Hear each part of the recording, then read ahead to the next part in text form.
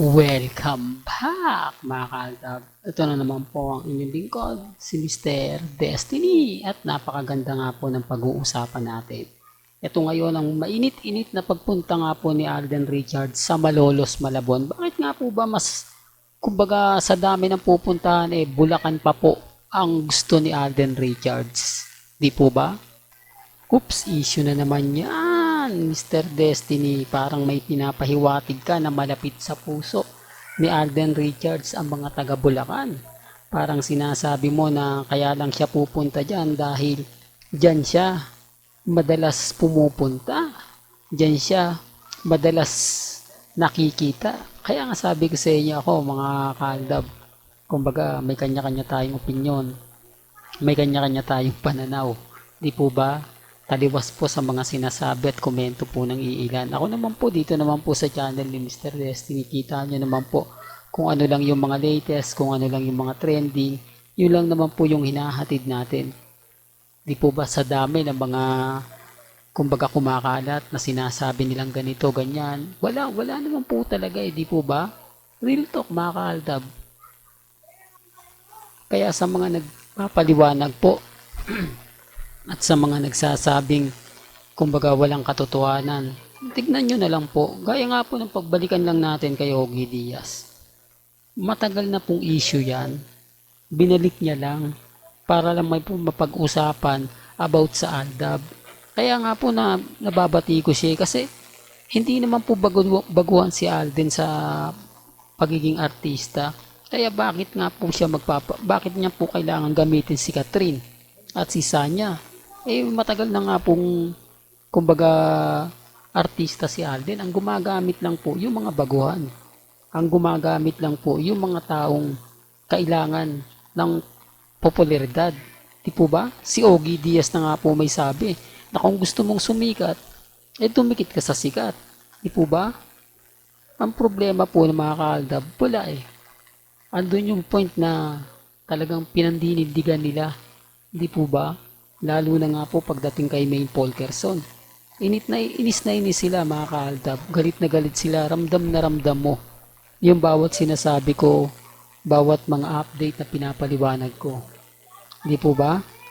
Kaya nga sabi ko sa inyo mga kaaldab, kung gusto nyo lang naman po ng update, mga kaganapan po kay na Alden at kay Maine, pupunta lang po kayo sa channel ni Mr. Destiny.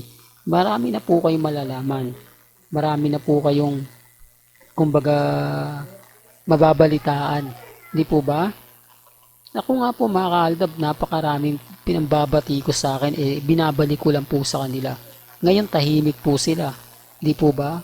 Totoo naman po yung sinasabi ko Gusto lang po ni Ogie Diaz pag-usapan yung Aldab. Marami pa siyang paligoy-ligoy. Marami pa siyang sinasabi na kayso ganito, kayso ganon. Pero kung titignan nyo naman po mga kaaldab, real to, kung titignan nyo naman po, doon nyo lang po malalaman at mapapatunayan na tama yung sinasabi ni Mr. Destiny. Tama yung mga pahayag ni Mr. Destiny. Di po ba? Gusto lang po kasi nilang pag-usapan.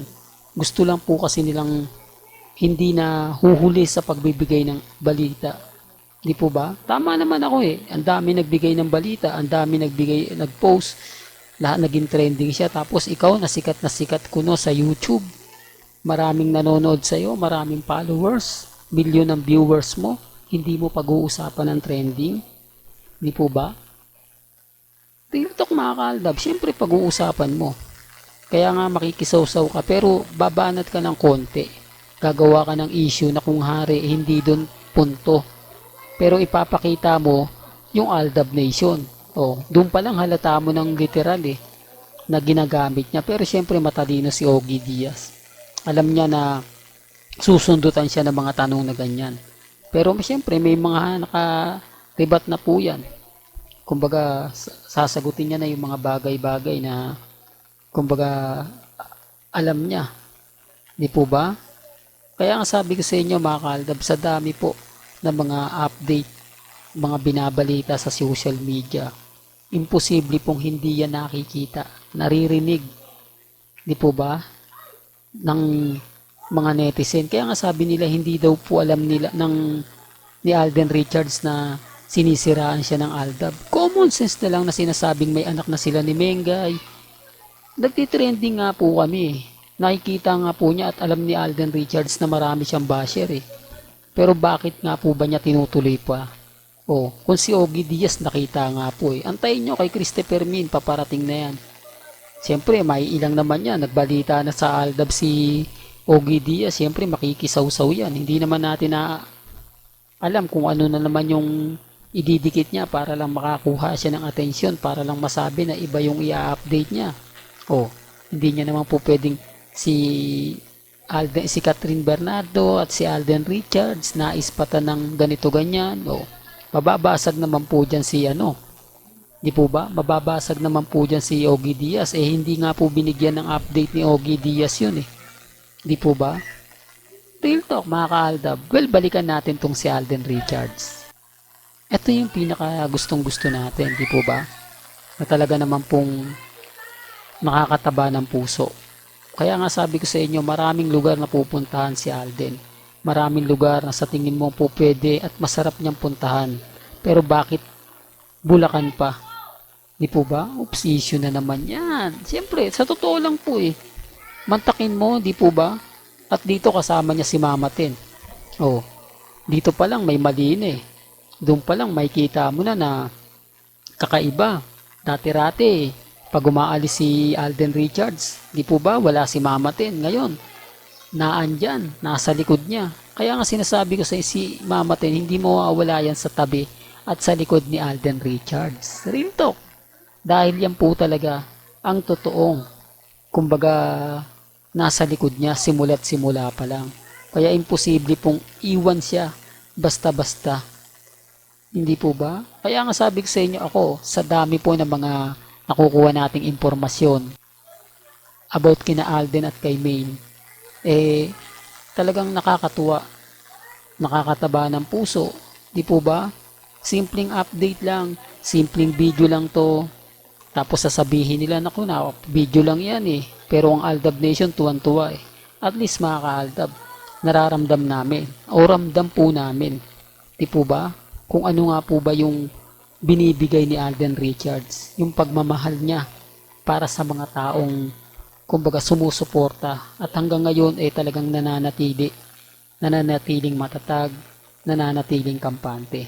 Kaya nga sabi ko sa inyo, ako hindi ako nagpapa-apekto. At never po akong nagpapatalo. Kaya nga po ako, andito pa rin. Di po ba hindi natitinag, hindi nagpapatalo. Dahil alam natin eh. Alam natin na darating po yung point na tayo yung wagi. Tayong panalo. Well, hanggang dito na lang po ang ating latest updates. Kaya kung gusto nyo pa po ng pinaka-latest at sariwang update, abay tumutok lang po kayo dito po sa channel ni Mr. Destiny para updated kayo sa mga bago at sa mga latest na i-upload po natin maya-maya lang. Kaya kung bago ka lang sa channel na to at isa kang true-blooded Aldab Nation na nagmamahal kina Mengay at Isoy, tama po ang channel na pinuntahan mo, kaya consider na po kitang bagong subscriber. At huwag mong kalimutang i-share ang mga video po natin sa mga mami, sa mga titas, at sa mga senyor. Hanggang sa muli, salamat po sa panonood at pakikinig.